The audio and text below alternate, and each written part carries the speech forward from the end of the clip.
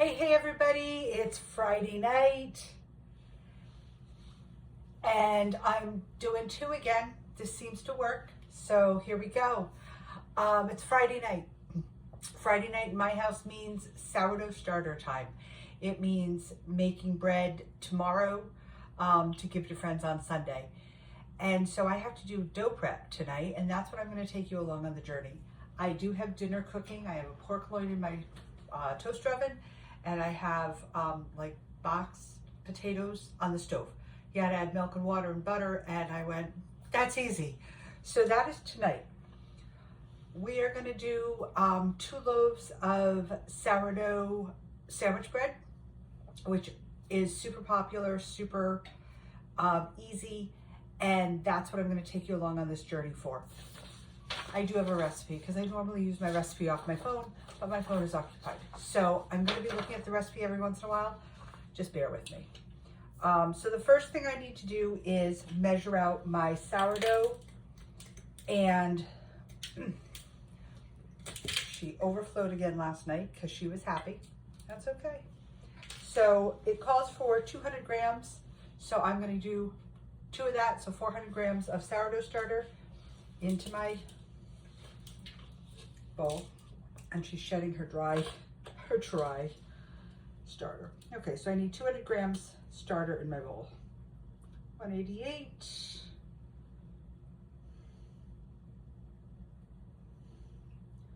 260. 340. 375. Come on. And we'll go with 403. That works. So now my starter will sit for the time it takes me to mix this up, and then I will feed her and put her back in her spot on the stove. Currently, her spot is being occupied by my bone broth that I'm cooking. That's the only time I'm going to need my sourdough starter for this. So she's going to get tucked over there. I'm going to clear my scale. I do have a scale under my bowl here. Sourdough starter's in, scale. It's just a basic kitchen scale off Amazon. And I'm going to zero it out. Next thing I'm going to add is my sugar, my melted butter. Called for 15 grams. I have 30 in here, so that's going in. And the butter is salted. The recipe does call for extra salt also. And so what I will do is get it all mixed up, let it sit for about an hour so that she can eat, my sourdough starter can eat a little bit, and then I will add my salt, because salt retards your sourdough starter. Okay, and then, what am I doing? My water, and I need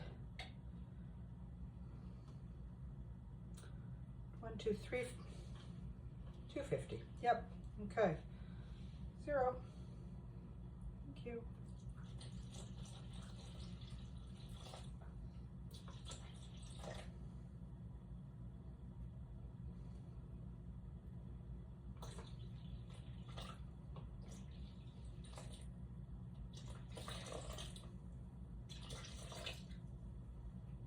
And there we go.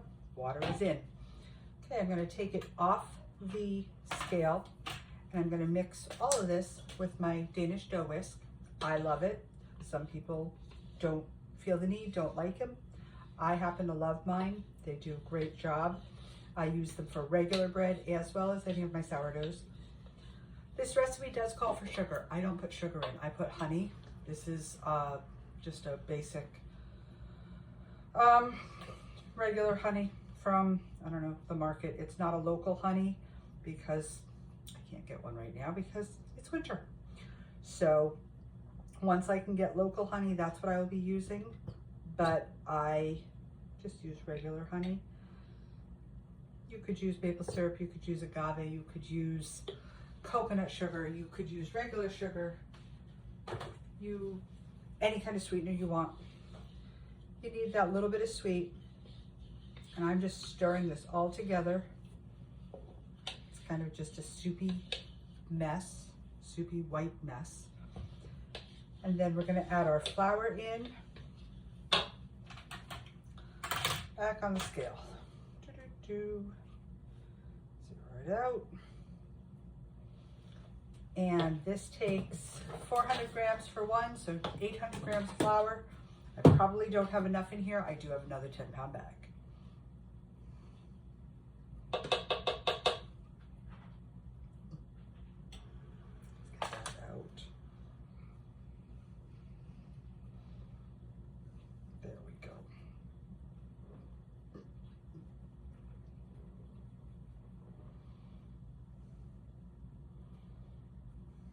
There's 4. Since we're only going to 8, I'm not going to clear it again. It's the advanced math I have to clear.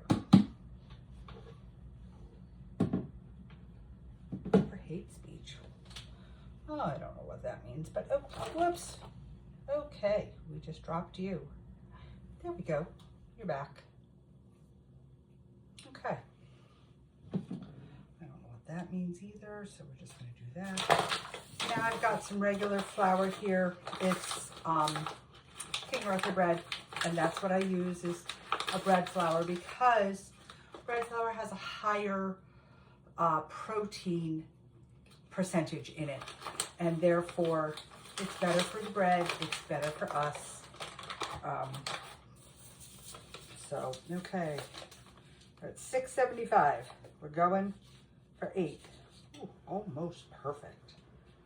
And we are at 855, and that's a little too much. So now comes the magic of a spoon. And I carefully scoop out the excess. It's not touching anything wet in the bowl. It is just sitting on top of the flour. And there we go. Okay, now we're at exactly 8. I will combine those two once I'm done.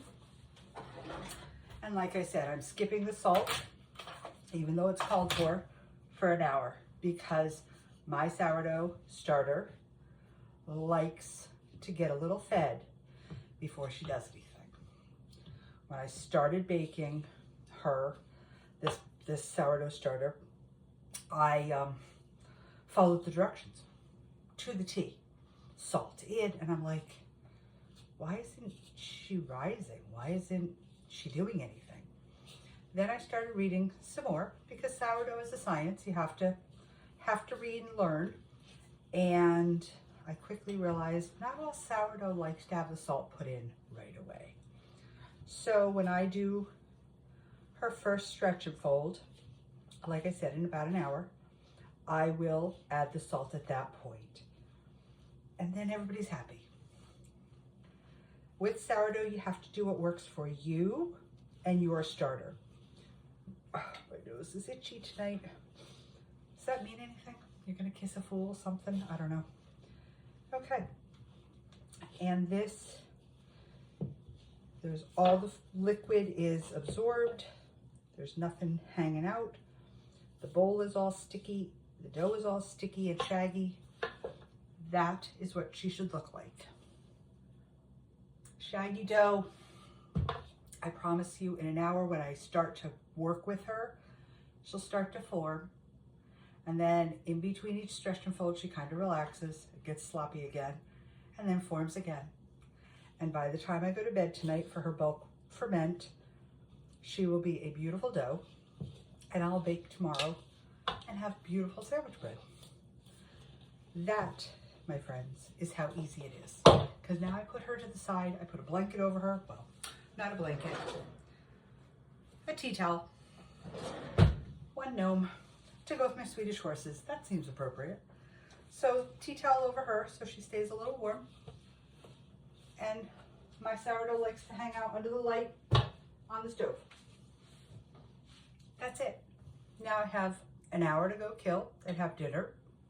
And then I'll take 10 minutes and do stretch and folds. And then half an hour to watch TV, do a little laundry, take a shower, whatever. Come back, 10 minutes, stretch and fold. And I do that for 2 hours. Then I put her to bed and she does her magic on her own as I sleep. Super easy, super yummy, and that's it. So that is my hot Friday night in Hudson Valley of cold New York. I hope you all had a fabulous week. I hope that your weekend plans are fabulous. And I hope you'll join me again tomorrow for our next cooking adventure. Have a great evening. Good night.